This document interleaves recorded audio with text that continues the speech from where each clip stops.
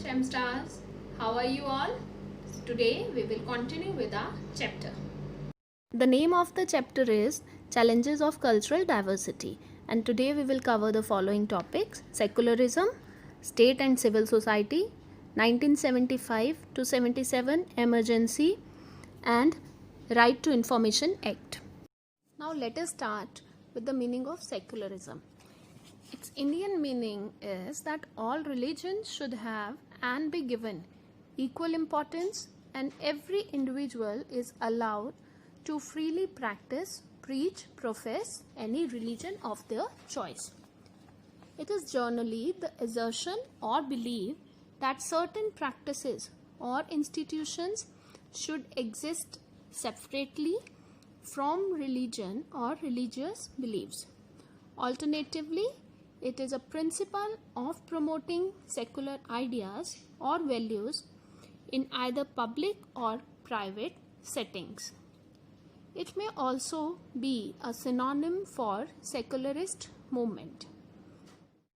In one sense, secularism may assert the freedom of religion and freedom from the government imposition of religion upon the people within a state that is neutral on matter of beliefs and gives no state privilege or subsidies to religion. If we talk about Western meaning, earlier the state was controlled by the church. The word secular is used when the state is separate from the church.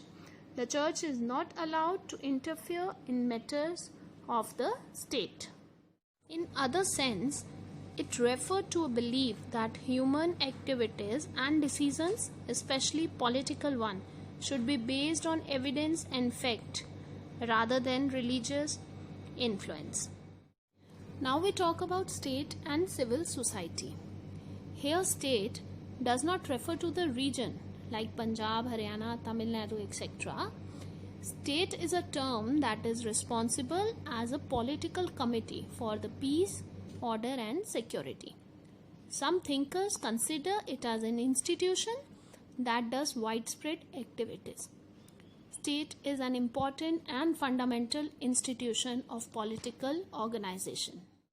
Here we talk about two states. First, we talk about democracy type of government in which people have a say and have the right to vote for their leaders. Means they can choose their political party and they can use their fundamental right. On the other hand, there is an authoritarian state.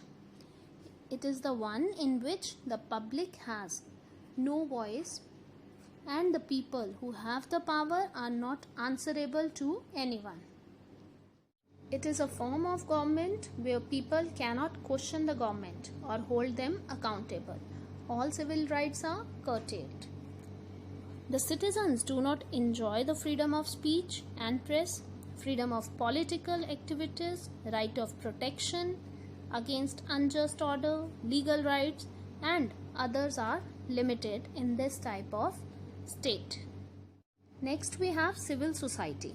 Civil society is the non-state and non-market part of the public domain in which individuals get together voluntarily to create institutions and organizations.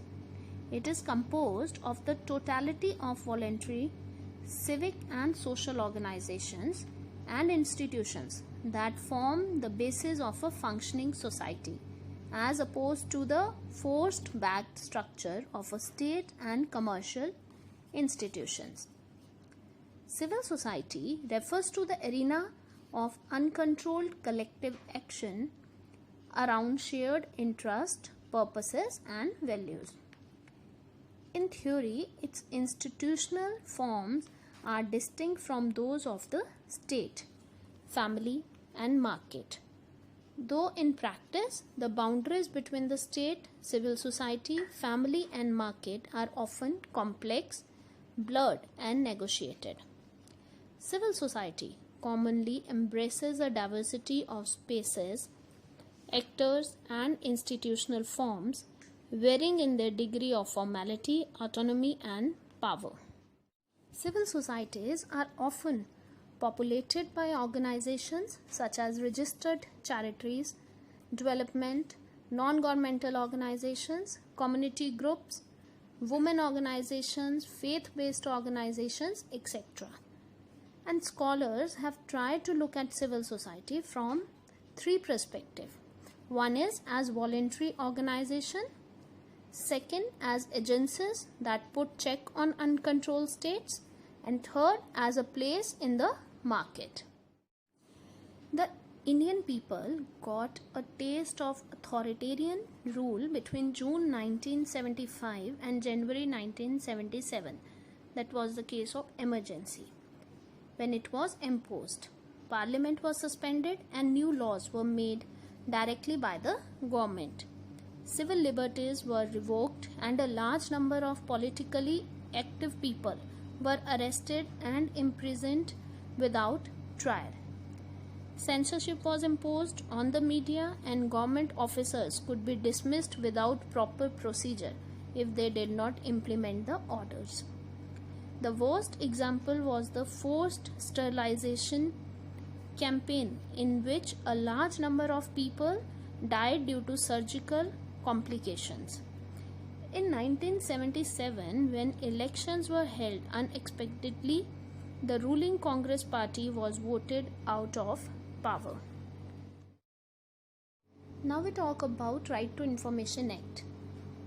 It was passed on 15th June 2005 and implemented on 13th October 2005. Prior to this information, disclosure in India was restricted by the Official Secret Act 1993. This new act specified that the citizens are entitled to get the following information. First, request any information as detailed. Second, take copies of documents, inspect documents.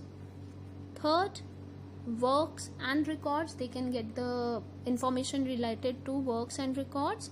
Fourth, they can take certified samples of material of work. Then fifth, they can obtain information in the form of printout, floppies, tapes, video cassettes, or in any other electronic or print mode. According to this act, any person can demand to the government allocation of funds, tax, and copy the funds document. It is the right of people to demand from the government. The funds have been allocated for different projects. That's it with today's session. Hope you all understand that.